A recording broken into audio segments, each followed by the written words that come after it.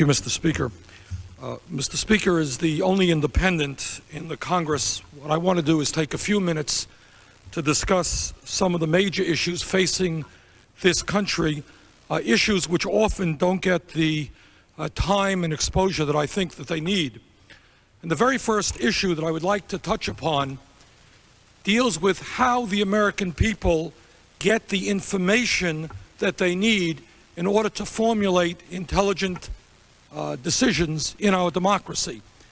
I am increasingly concerned about the rapid concentration of ownership within the media in America today.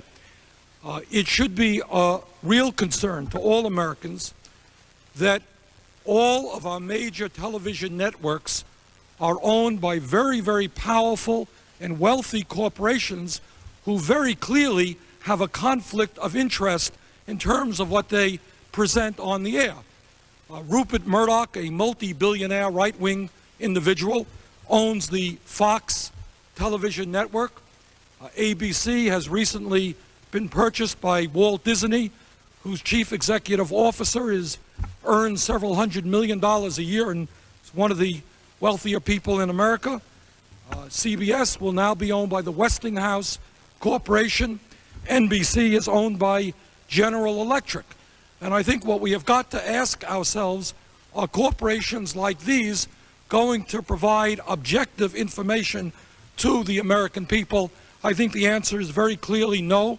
And I think the situation in terms of corporate ownership of the media is going from bad to worse.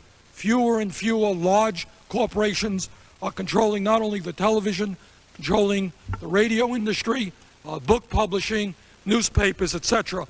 Mr. Speaker, I would raise a particular concern that recently, just in the last week or so, we learned that the Jim Hightower radio show has been taken off of the air by ABC.